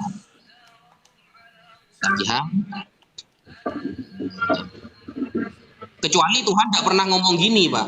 Baru kita akan mengatakan pertanyaan Bapak. Karena Tuhan sudah mengkonfirmasi bahwa ada yang beriman, ada yang tidak, dan itu sudah Tuhan tentukan, maka justru kalau beriman semua akan menyebabkan Tuhan berarti salah gitu. Kata Tuhan, semuanya ada yang beriman, semuanya kafir. Ada yang beriman, ada yang tidak, ada yang kafir, ada yang Islam. Ternyata kok Islam semua, berarti Tuhan yang salah. Karena itu sudah ada konfirmasi dari Tuhan, maka itu pasti akan terjadi. Ini Pak ya. 1 Raja-Raja 22 nomor 22, Pak. Bible juga mengkonfirmasi. Jawabnya, ini jawabnya Tuhan ya. Tuhan yang mengatakan ini. Aku akan keluar dan menjadi roh dusta dalam mulut semua nabinya. Ia berfirman, biarlah engkau membujuknya dan engkau akan berhasil pula. Keluarlah dan perbuatlah demikian. Jadi Tuhan juga menciptakan kesesatan, Mbak. Dia akan menjadi roh dusta dalam setiap mulut nabi-nabi palsu, dan itu datangnya dari Tuhan, dan mereka akan berhasil membujuk manusia untuk tidak beriman kepada para nabi terdahulu. Kalau Tuhan ini sudah ngasih konfirmasi bahwa dia menciptakan iblis dan akan ada yang tidak beriman, ternyata kenyataannya beriman semua, nah ini berarti Tuhan salah. Boleh kita bertanya seperti itu. Tapi ternyata Tuhan sudah ngasih konfirmasi bahwa beliau akan menciptakan semuanya itu berpasang-pasangan. Ada yang beriman, ada yang tidak beriman. Ada siang, ada malam. Ada laki-laki, ada perempuan. Seperti itu, Pak. Gimana Pak Mataraja? Oke, Pak Ustadz, terima kasih. Saya sedikit koreksi pernyataan Pak Ustadz. Sedikit koreksi. Tuhan yang sudah menentukan manusia itu berdosa apa tidak. Tuhan juga yang membuat kesesatan. Nah, itu saya nggak tahu apa arti penjelasan Pak Ustadz ini. Itu tadi yang Pak Ustadz beritahu ke saya. Jadi kalau saya sih kurang setuju itu. Tuhan juga yang menciptakan iblis. Tuhan menciptakan iblis. Gimana ya? Memang iya. Oke, ada sebuah di Alkitab pun, di Al-Quran pun mungkin ya sama. Mungkin ya di Al-Quran saya kurang tahu. Kalau di Alkitab ada, makanya Adam dan Hawa itu akhirnya masuk dalam dosa. Tuhan yang menentukan orang berdosa, Tuhan yang membuat kesesatan. Jadi kalau Dia yang membuat bangsa Israel, memang keinginan Allah itu sendiri menunjuk Nabi Musa untuk membebaskan mereka, sementara Allah itu juga yang membuat dan memutuskan itu. Mereka tidak percaya. Terlalu sombong Tuhan ini, Pak Ustadz. Tuhan. Jadi benar. Kalau sombong, Pak. Iya. Terlalu sombong, dan saya jujur, kalau seperti ini, kata-kata ini, jadi wajar bangsa Israel, wajar bangsa Israel seperti itu, bahwa Tuhan dalam kesombongannya ingin memberitahukan bahwa saya mampu loh. Itu satu. Mampu membuat apapun untuk kamu. Itu satu. Yang kedua, benar kata kita tadi, terlalu capek Tuhan ini harus mengutus manusia. Harus mengutus ya. Harus mengutus dan hadir ke tengah-tengah manusia. Tapi Dia yang membuat, Dia yang menghancurkan sendiri. Jadi itu sekedar koreksi dari pernyataan Pak Ustadz. Tapi saya kembali ke pertanyaan saya. Saya bingungnya itu gini Pak Ustadz. Saya nggak yakin sih dengan, saya kurang sepaham dengan kata Tuhan yang membuat berdosa, membuat kesesatan. Itu kurang. Saya Tuhan memberi izin. Jadi gini loh Pak. Kan Bapak Katolik tuh. Jadi kan Bapak tadi bertanya, kenapa ketika Tuhan sendiri sudah berfirman kepada Nabi sudah menyampaikan kepada manusia, masih ada aja manusia yang nggak beriman, kan gitu pertanyaannya. Nah, orang beriman dengan tidak beriman ini semua atas izin Tuhan, Pak. Gitu maksud saya. Dia tidak akan bisa ya memilih pilihan itu dengan kehendaknya sendiri, maksudnya itu dia mentakdirkan dirinya menjadi orang yang beriman, tidak bisa. Gitu.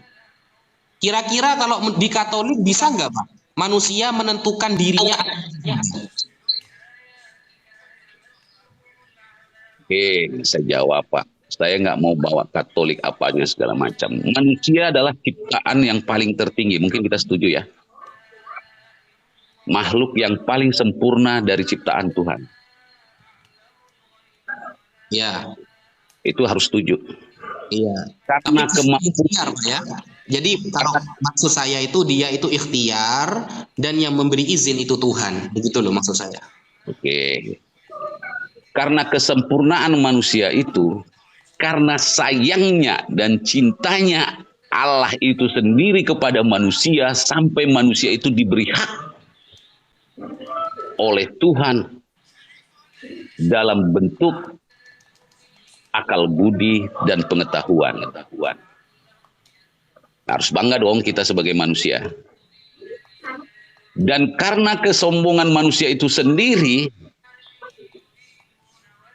karena Tuhan itu begitu sempurnanya menciptakan manusia, dan manusia itu berkhianat, bukan keinginan Allah, bukan. Tapi karena kesombongan dirinya sendiri, karena dia sudah merasa setara dengan Sang Pencipta. Itu kalau menurut saya. Karena saking sombongnya manusia ini, saking sayangnya Tuhan ini, Allah ini kepada manusia, Pak ya, bentar. Teman-teman saya anu ya, Mbak Farida, Bang Awi, saya turunkan dulu ya, ganti yang lain ya.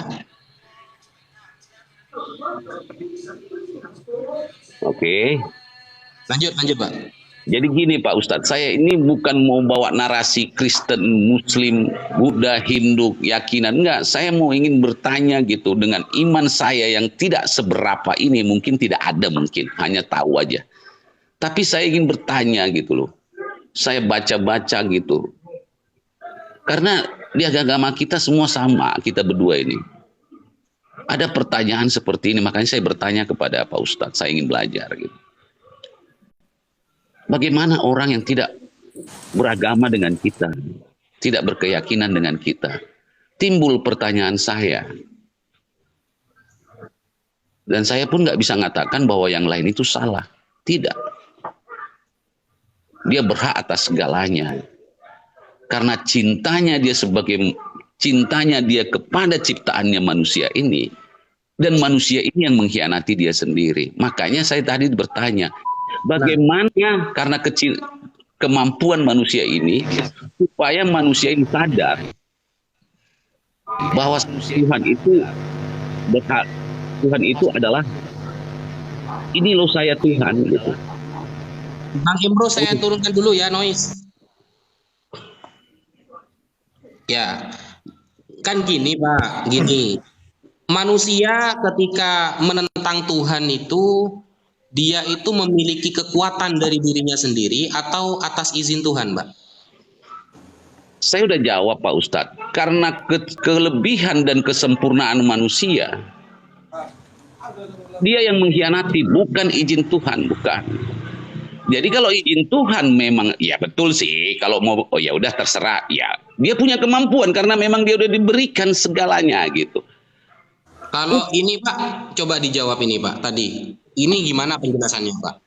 Di 1 Raja-Raja 22 ini. Ini Tuhan langsung menentukan loh Pak. Aku akan keluar menjadi roh dusta dalam mulut semua nabi. Ia berfirman, biarlah engkau membujuknya dan engkau akan berhasil.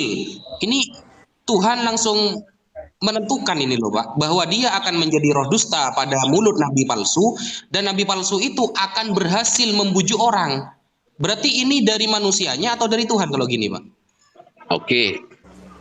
Betul, itu dari Tuhan. Tapi Tuhan juga sendiri yang menghancurkan manusia. Ya itu maksud saya tadi Pak, gitu loh. Tapi gini, kalau itu kan kehendak dia pada suatu kejadian tertentu. Juga Tuhan juga kan yang menghancurkan manusia. Di zaman air bah. Jadi, gimana ya? Gini loh Pak Ustadz, gini. Saya ingin sebenarnya inti pertanyaan saya ini Pak Ustadz. Saya bagaimana meyakini Allah itu sendiri bila dia datang ke hadapan saya bahwa dia benar-benar ada dan saya yakin dia itu Allah di hadapan saya ini. Seandainya dia datang tak berupa apapun, saya yakin. Itu loh pertanyaan saya sebenarnya. Karena apa? Sudah banyak mulai dari kejadian. Sudah banyak kejadian itu datang. Mulai kita perjanjian kejadian sampai ke Musa. Kita anggap Musa ya. Kita anggap Yesus itu belakangan dulu dah. Oke. Kita anggap sudah banyak loh Tuhan itu datang. Tapi apa kamu nggak percaya sih? Gitu. Tidak. Itu loh maksud saya. Begini Pak, ini suara HP Bapak tidak membaca. Ini. Iya.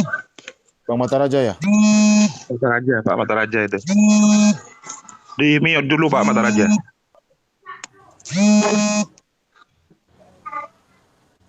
Waalaikumsalam. Salam ayam dari mana?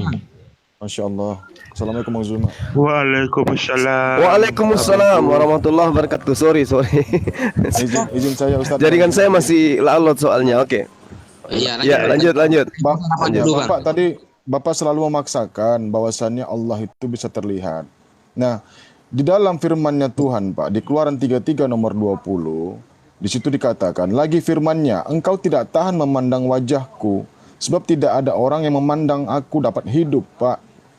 Di sini juga terbantahkan dengan keinginan Bapak untuk bisa melihat Tuhan itu, Pak. Allah itu berfirman langsung, Tuhan itu berfirman langsung kepada Musa gitu di Keluaran 33 nomor 20. Silakan Pak dibantah. Pak anunya. Waduh, terima telepon. Terima telepon dia. Ini Bang Zuma naik turun. Iya, sinyal mungkin lagi di gunung Bang Zuma mungkin Ustaz. Bang Ucok, Selamat siang, Salam. Selamat siang Pak Yusuf. Ya, selamat siang Pak Yusuf.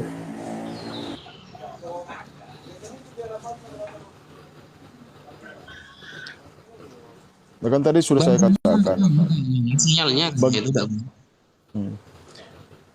Dari tadi sudah saya katakan kepada teman-teman Kristen ya. Bagaimana Allah itu bisa diketahui, bisa dikenali oleh hamba-hambanya dengan cara mengutus salah satu manusia di antara kita yang dijadikan kekasihnya, yang dijadikan rasulnya, yang dijadikan nabinya. Maka hal itu disampaikan kepada yang diutusnya.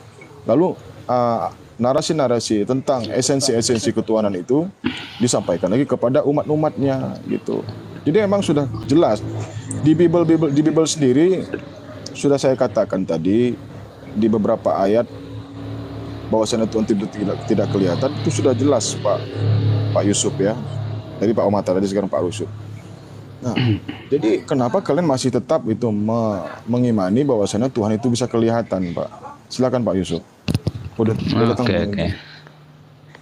Ya, kalau kita teliti baik-baik, bukan satu versi saja ketika dimunculkan di dalam baik Taurat Musa itu sendiri, itu terkadang menggambarkan sisi ketuhanan ini dengan cara antromorfisme itu sangat jelas. Itu bukan berarti bahwa Tuhan itu mau berarti sesama kita, tidak, tetapi menggambarkan Tuhan itu seperti sifat-sifat manusia. Ini karena apa? Cara pandang kekristenan melihat kitab suci itu perlu diperhatikan. Itu poin penting yang akan mengubah pola pikir.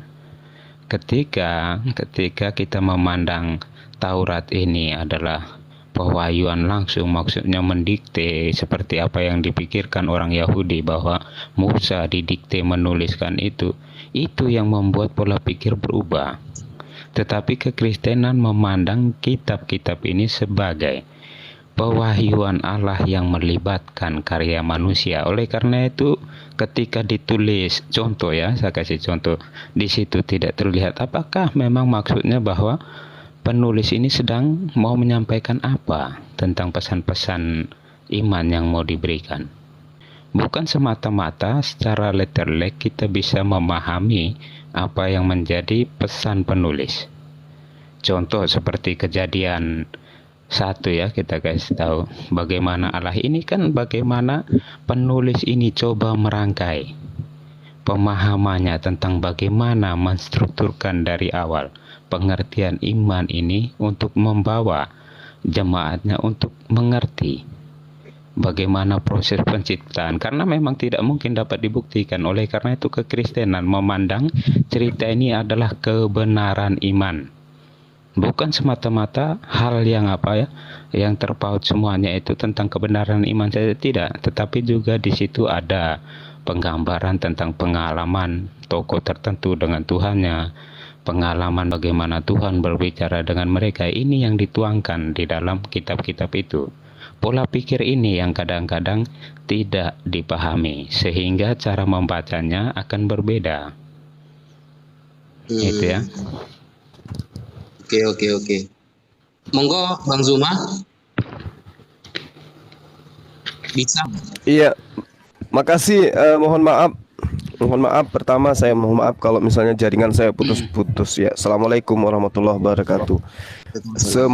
Semangat siang teman-teman. Ya, saya hanya ingin membangun narasi argumen yang sifatnya positif dengan saudara saya Pak Mataraja. Salam kenal Pak dengan abang saya Yusuf. Ya, saya mau minta data dari Bang Mataraja ini. Dalil yang Anda gunakan yang paling tinggi kedudukannya untuk menyatakan bahwa Tuhan itu datang dalam rupa manusia, dalam rupa makhluk. Itu data yang Anda gunakan. Yang paling tinggi kedudukannya itu di mana? Di kitab mana itu, Bang? Apakah Yohanes 3? Apakah Yohanes 17? Atau yang mana yang Anda gunakan? Atau Yohanes 1? Silakan, saya minta data itu dulu supaya kita kemudian kerucutkan permasalahan. Silakan, Bang. Oke, makasih Bang Juma. Saya ngefans sama Abang nih. Bagus juga seluruh argumen-argumen Abang di beberapa ruangan. Saya akui bagus. Dan terima kasih argumennya untuk agama-agama kami ini, yang kami Nasrani ini, suatu masukan yang terbaik. Makasih ya. Pembahasan saya bukan bicara Yesus tadi. Saya rasa kalau diikuti dari awal, saya bukan bicara Yesus. Dan saya udah katakan tadi, dari sudut pandang saudara-saudara saya Muslim, itu benar 100%. Dan saya tidak pungkiri, saya bilang betul itu. Dan saya tidak menolak. Makanya saya tidak bangun narasi itu tadi. Cuman saya mau katakan tadi itu, saya bertanya kepada, awalnya itu bertanya, Tuhan itu hadir, seandainya Tuhan itu mau datang kepada kita, bagaimana saya meyakini bahwa dia Tuhan? Sementara di perjanjian lama, Tuhan itu berfirman langsung ke Nabi. Dan Nabi itu menyampaikan langsung kepada bangsa Israel. Nah, itu yang saya ingin sampaikan. Kalau soal pandangan saudara saya Muslim tentang Yesus, sudah dah. Saya udah paham. Makanya saya bilang saya suka kepada Bang Juma. Pertanyaan saya hanya itu. Jangan bicara Yesus, saya itu ke belakangnya. Itu. Silakan Bang Juma. Beliau bentar. Sinyalnya kayak gaya. Mas Ari Irha mau bicara? Kalau enggak, saya turunkan ya. Iya. Terima kasih Ustadz Najaya. Saya mendengar tadi dari Bapak Mataraja bahwa beliau menyatakan bahwa manusia itu merupakan makhluk yang paling sempurna. Memang di dalam Al-Quran juga disebutkan, Bapak, gitu ya. Manusia itu merupakan makhluk yang diciptakan oleh Allah Subhanahu wa Ta'ala, paling sempurna di antara makhluk-makhluk yang lainnya. Bahkan neraka dan surga pun itu juga lebih sempurna manusia. Nah, tadi Bapak menyentil tentang kesempurnaan manusia. Kesempurnaan manusia di sini, Pak Mataraja, ini terbatas sesuai dengan ayat Al-insanu mahallul khata' wan niswan. Jadi manusia ini juga merupakan tempat salah dan dosa. Nah, ketika kita berpredikat sebagai manusia, itu paling tidak harus melakukan atau melaksanakan apa yang diperintahkan oleh agama Islam, yaitu Allah Subhanahu wa Ta'ala, dan juga menjauhi segala larangan-larangannya. Jadi di sini manusia diciptakan untuk melakukan kebaikan-kebaikan.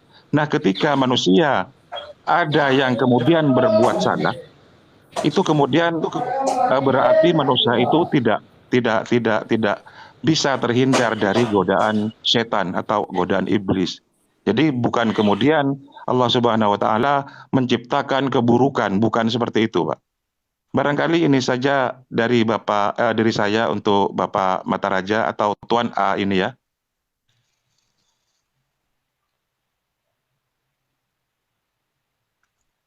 Ini Mas siapa ini? Mas Lucifer ini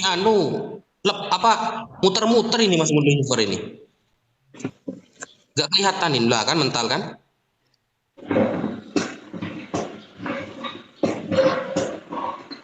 Oke, bila bisa saya sambung tadi tanggapan dari Abang yang terakhir tadi, boleh? Ya, sebentar Bang. Izin Pak Mataraja, sebentar. Satu dalil aja nih saya bawa ke Bapak. Tadi memang Bapak mengatakan para nabi-nabi itu di dalam Bible itu katanya Tuhan itu berfirman langsung. Ya, kita tidak tahu sama sekali bagaimana metode cara pewahyuan kepada para nabi ya Pak ya.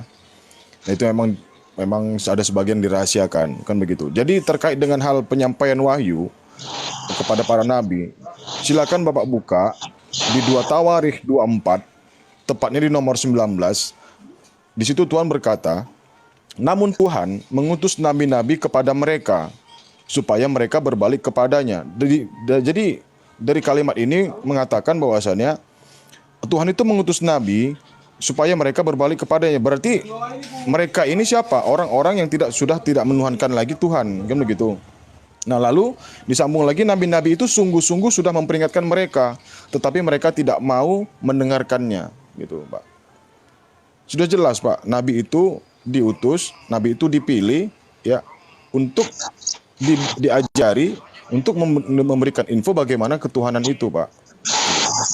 Jadi hanya nabi. Kalau kita orang biasa itu tidak akan mampu bisa menerima firman itu langsung, Pak. Oh, ada Bang Zuma. Silakan Bang Zuma.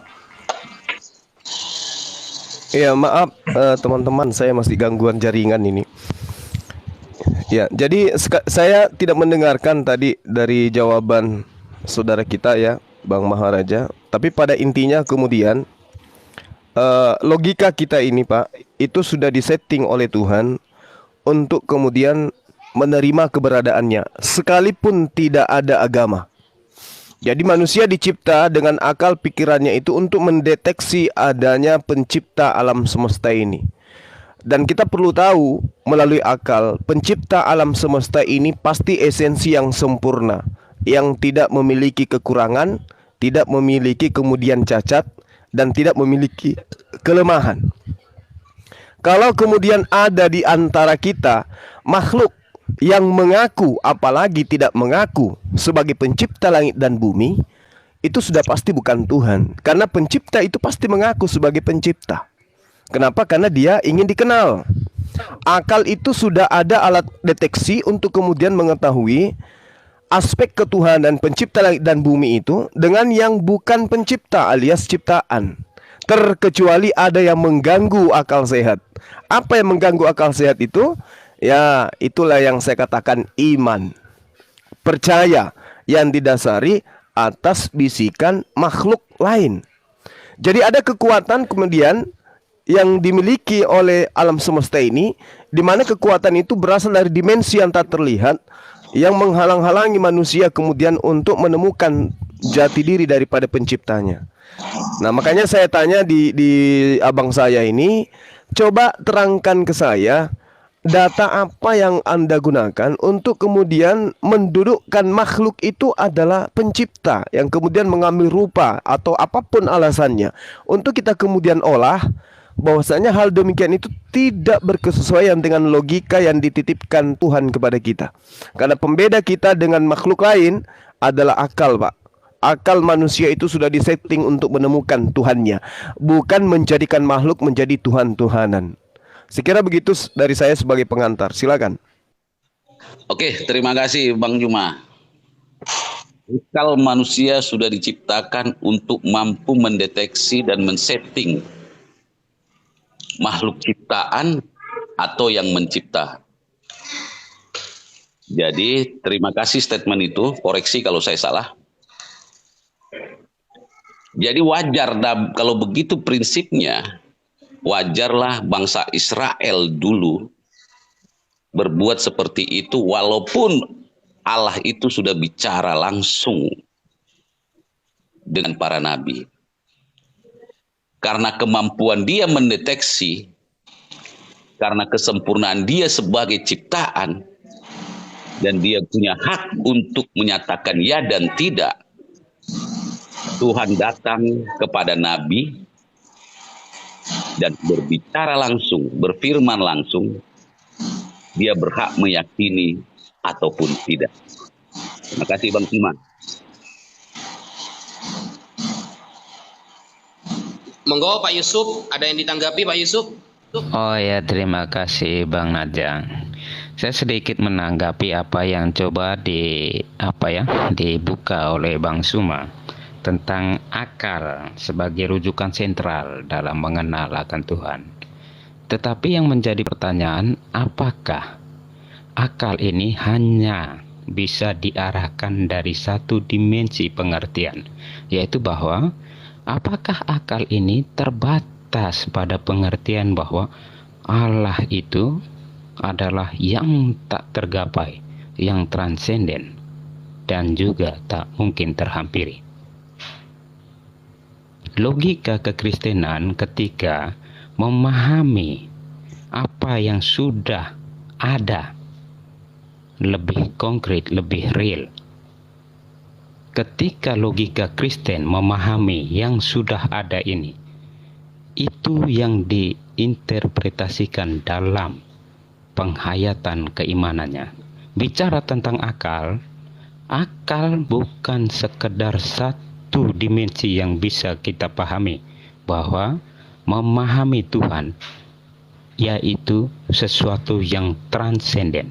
Tetapi di dalam kekristenan, Tuhan bagi kami ketika kehadiran Yesus ke dunia, maka Tuhan yang transenden itu dapat dipahami karena Yesus telah menyatakannya, sehingga konsep di dalam kekristenan yang transenden yang dan imanen ini bisa dimengerti dalam konsep pewahyuan akan diri Allah. Logikanya kami lebih pada penekanan objek yang telah ada dalam sejarah ruang dan waktu.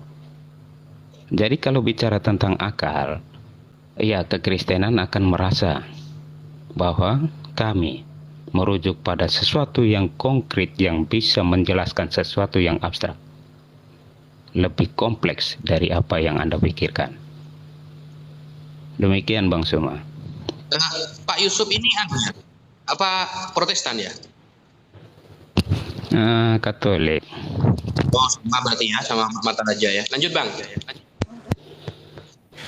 Oke, baik. Jadi kita sepakat dulu bahwa kita harus bantah-bantahan dalam proses stasiun awal untuk menyikapi Tuhan itu ada atau tidak ada.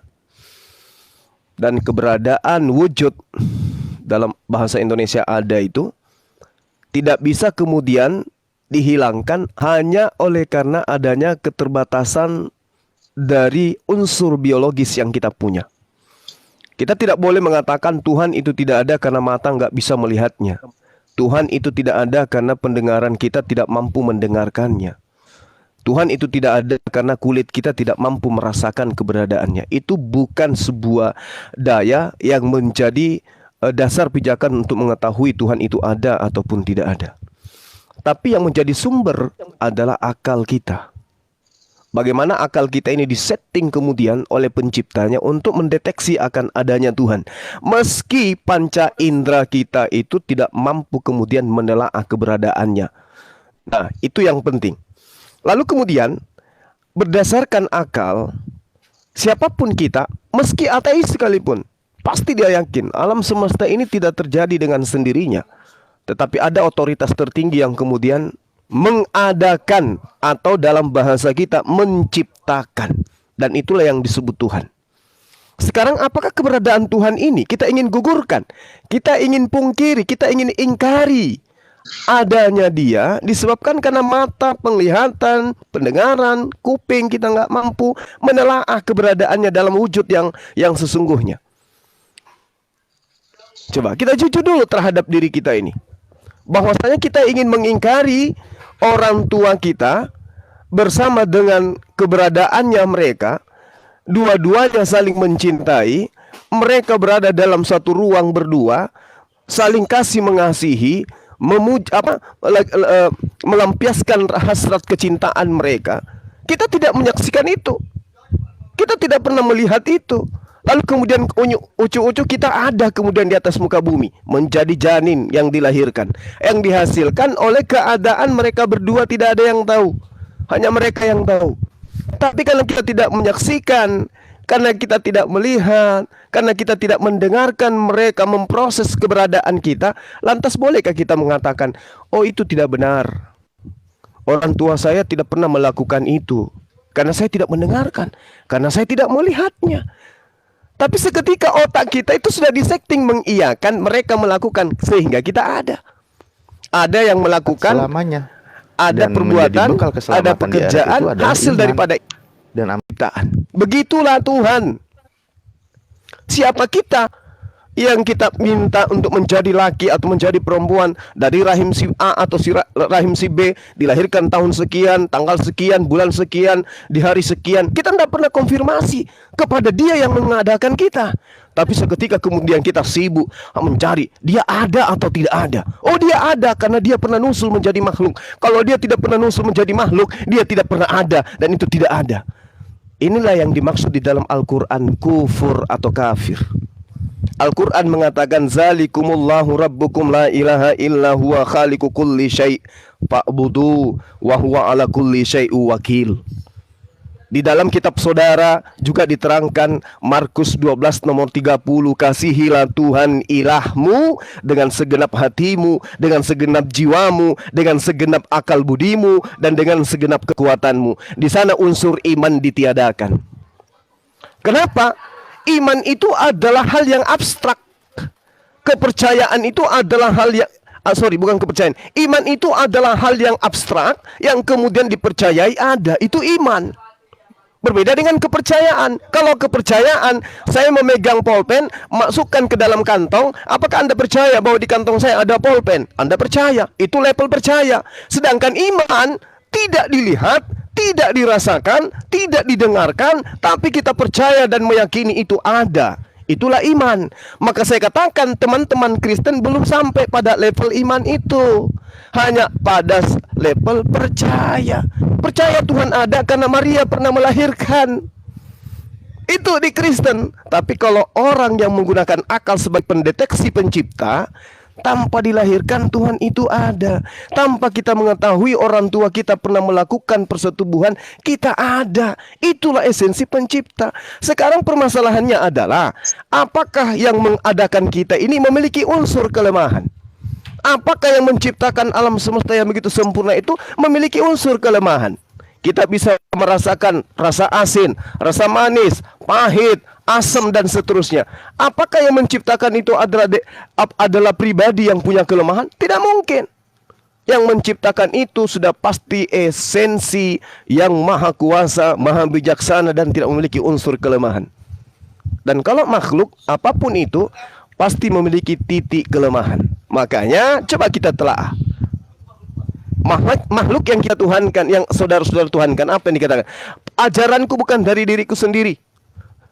Keberadaanku, aku datang bukan atas kehendakku sendiri. Aku berkata-kata bukan dari diriku sendiri. Aku bekerja bukan dari pekerjaan aku sendiri. Semua unsur kelemahan ada pada dirinya. Ini yang dimaksud dengan keberadaan Tuhan karena dia ada. Maka saya katakan Anda kufur terhadap akal yang diberikan oleh Tuhan kepada Anda. Anda lebih mendudukkan apa yang dikatakan akibat daripada penyebab. Sementara keberadaan alam semesta ini itu akibat adanya pencipta. Bukti adanya pencipta, adanya alam semesta ini. Kalau pencipta itu tidak ada, maka alam semesta ini tidak ada. Kenapa? Karena pencipta sendiri tidak ada. Karena alam semesta ini ada, maka pencipta itu wajib hukumnya ada. Meski tak terlihat, apalagi tidak terlahirkan. Demikian Bang Yusuf. Kiranya apa yang saya sampaikan ini bisa dijadikan sebagai acuan untuk mengembangkan diskusi kita pada siang hari ini. Silakan.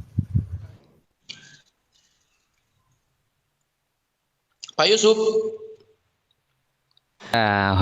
Halo Bang Hos ya. Ya, jadi di sini ini ya, Bang Mataraja saya duluan ya. Boleh. Ya begini, saya cermati dari apa yang coba digambarkan Bang Suma. Coba kita fokuskan yang di dalam kekristenan ini sudah sangat dikenal. Apalagi itu menjadi dasar pemahaman-pemahaman metafisik atau yang coba dirumuskan dari Santo Thomas Aquinas tentang Summa Theologia. Bagaimana akal menjelaskan tentang keberadaan. Salah satu kita kerucutkan tentang hukum sebab akibat. Oleh karena itu hal-hal seperti itu tuh biasa di dalam pengertian kekristenan tentang bagaimana mengerti sumber keberadaan. Tetapi di situ saya lihat banyak koreksi ya. Ketika Anda sudah menyentuh ranah filsafat dalam menjelaskan sisi ketuhanan ini, maka kompleksitas pemahaman tentang ada harus mempunyai satu proyeksi tentang pemahaman-pemahaman abstrak yang bisa dipahami secara konkret. Oleh karena itu, terlepas dari itu, saya melihat ada pencampuran tentang pemahaman di mana dunia-dunia abstrak yang dipahami secara konkret dalam pemahaman pengenalan akan Allah dibenturkan dengan pengertian akan kehadiran Yesus di dunia ini. Karena dua hal ini yang coba Anda benturkan, oleh karena itu membuat pemikiran Anda bahwa tidak mungkin sang sumber keberadaan berada di dalam unsur-unsur yang terlibat di dalam ruang dan waktu. Salah satunya, tidak mungkin sang sumber keberadaan itu dapat diindrai, mempunyai kelemahan, dan sebagainya.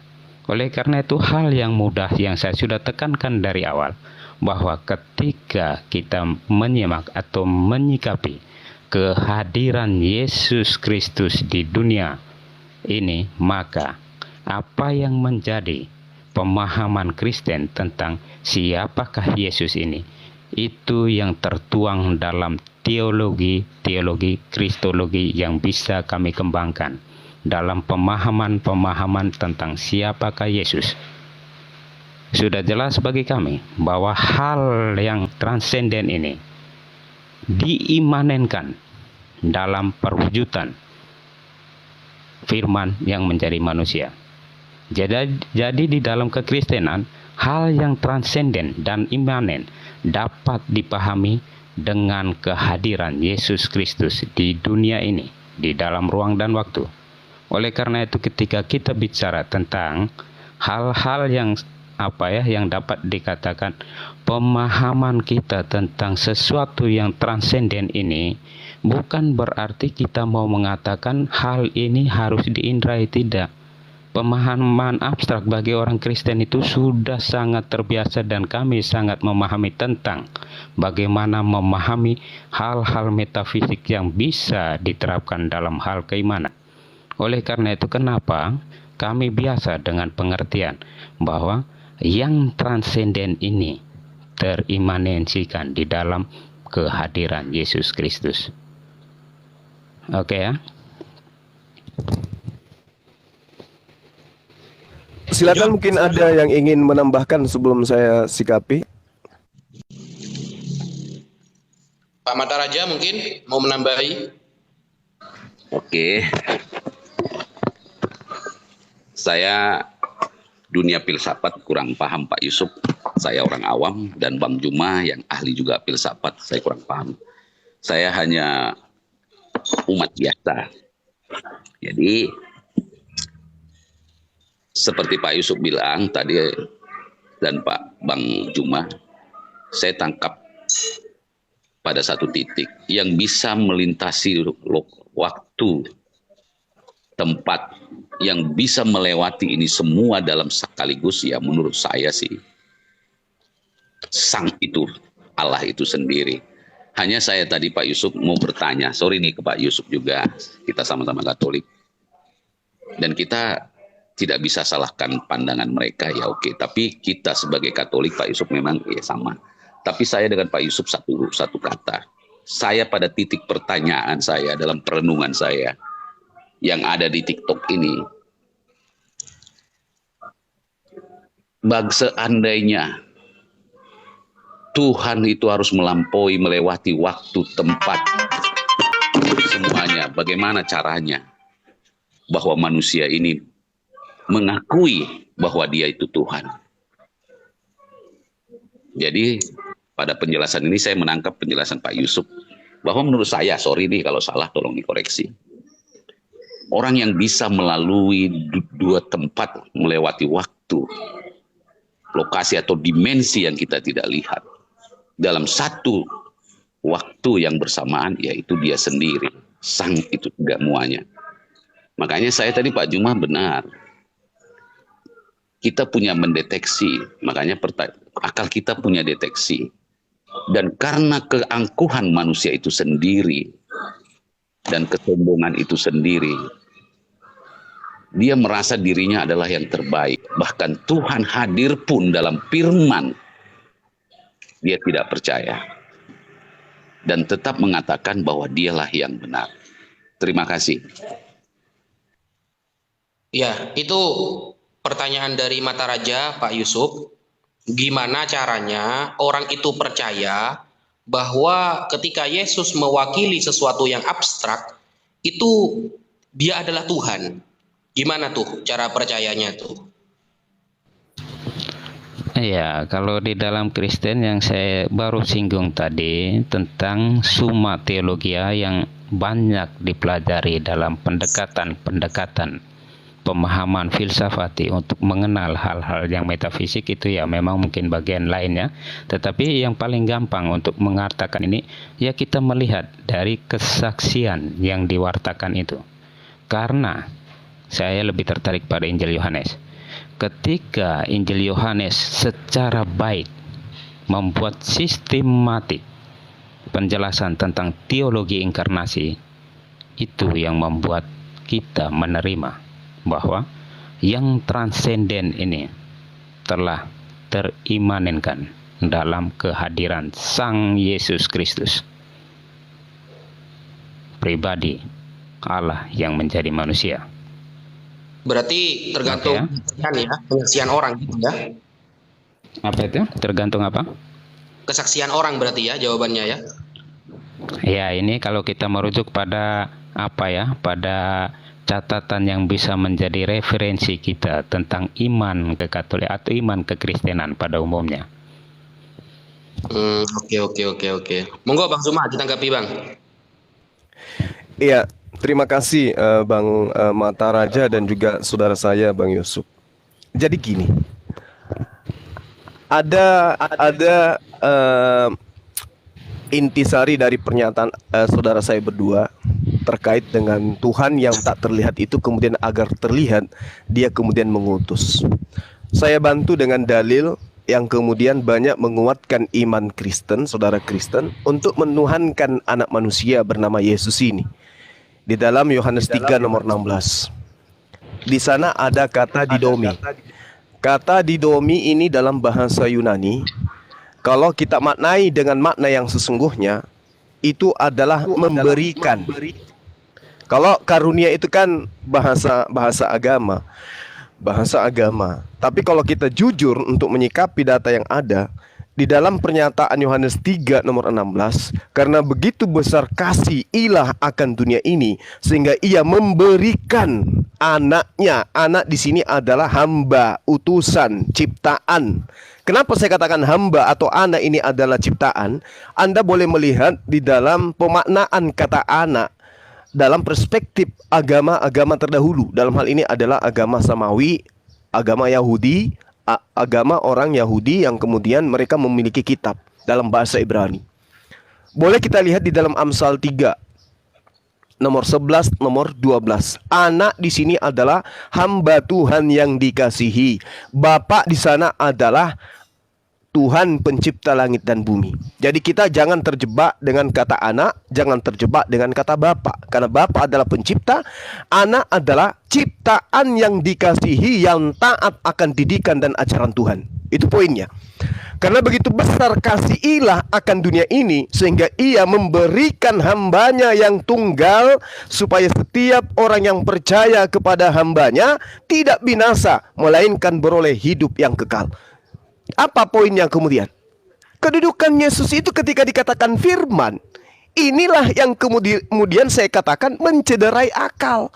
Yesus itu bukan perkataan, Yesus itu bukan kata, Yesus itu makhluk, dia manusia yang berasal dari kata. Apa kata itu? Jadilah manusia. Di mana poin itu terjadi? Kita baca dalam Lukas 1. Baca Markus 1, baca Matius 1. Apa yang diceritakan di sana? Malaikat Gabriel datang memberitakan firman. Apa firman itu? Maria, wahai manusia Maria, manusia perawan Maria yang tidak pernah disentuh oleh laki-laki, Tuhan pencipta langit dan bumi menginginkan engkau hamil dan melahirkan ciptaannya bernama Yesus. Lahir. Jadi ketika kemudian menggunakan himne Plato dalam hal ini adalah filsafat Yunani, pada mulanya adalah firman. Firman itu bersama-sama dengan Theos, dan firman itu adalah Theos. Theos itu telah menjadi manusia. Maka di sini akan kita hadapi berbagai macam polemik yang tidak mungkin kemudian bisa menghasilkan suatu kesimpulan yang logika atau rasional. Ajaranku bukan dari diriku sendiri, padahal aku ini adalah tadinya firman, kalam yang menjadi manusia itu sendiri. Aku tidak dapat berbuat apa-apa dari diriku, padahal aku ini adalah Theos yang tadinya sudah menjadi daging. Jadi rasional kita akan menjadi timpang kemudian ketika filsafat seperti ini dimasukkan untuk dijadikan sebagai dasar iman, kemudian menghadirkan diri kita sebagai makhluk yang memiliki akal. Timpang di sana. Oleh karena itulah saya katakan kepada saudara-saudara sekalian, kalau saudara mengatakan firman telah menjadi manusia, perkataan atau kata menjadi manusia, saya katakan apapun yang keluar dari Tuhan, apapun yang bersumber dari Tuhan, itu bukan Tuhan. Yesus berasal dari Tuhan. Firman berasal dari Tuhan. Matius 4 nomor 4, manusia bukan hanya hidup karena roti, tetapi juga berasal dari setiap firman yang keluar dari Bapa. Yesus keluar dari Bapa. Dia adalah firman yang keluar dari Bapa. Berarti Yesus dan kedudukannya adalah sama seperti makhluk-makhluk yang lain.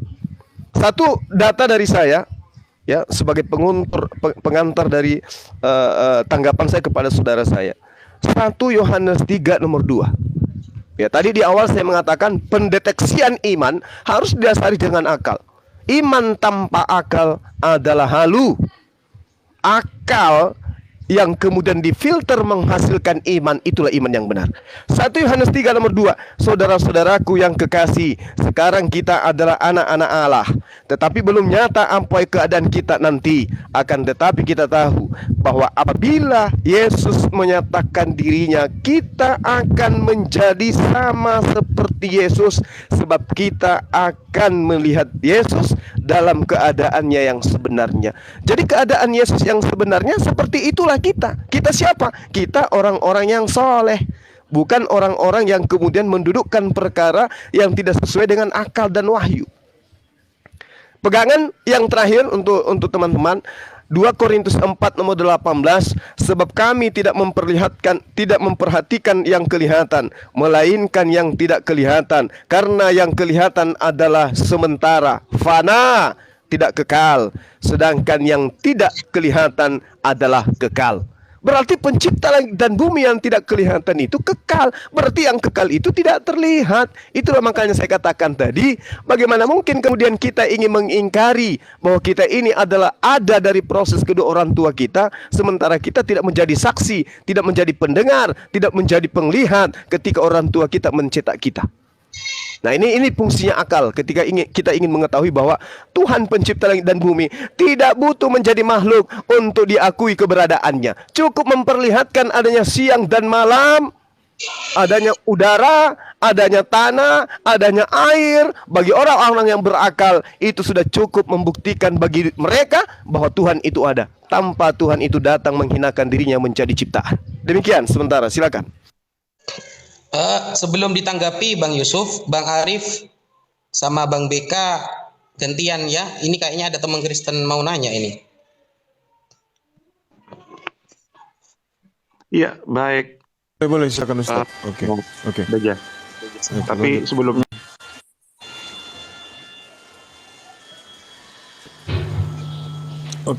sedikit dari saya mungkin ya, Abang Mata Raja dan Bang Yusuf. Izin Bang Zuma dan Ustaz Najah. Jadi saya tegaskan sekali lagi sebelum saya turun, ya, ada beberapa ayat mengatakan bahwasanya Yesus itu adalah utusan dan dia adalah dia adalah penerima firman. Dikatakan di situ juga di 2 Timotius 3 nomor 16 mengatakan segala tulisan yang diilhamkan Allah memang bermanfaat untuk mengajar, untuk menyatakan kesalahan dan memperbaiki kelakuan dan untuk mendidik orang dalam kebenaran. Lalu dikatakan lagi di 2 Tawarikh 24 nomor 19, namun Tuhan mengutus nabi-nabi kepada mereka supaya mereka berbalik kepadanya. Nabi-nabi itu sungguh sungguh-sungguh memperingatkan mereka, tetapi mereka tidak mau mendengarkannya. Namun Tuhan mengutus nabi kepada mereka supaya mereka kembali kepada Tuhan. Dan ditegaskan lagi di dalam Yohanes 6:29, jawab Yesus pada mereka, inilah pekerjaan yang dikehendaki Allah, yaitu hendaklah kamu percaya kepada Dia yang telah diutus. Lalu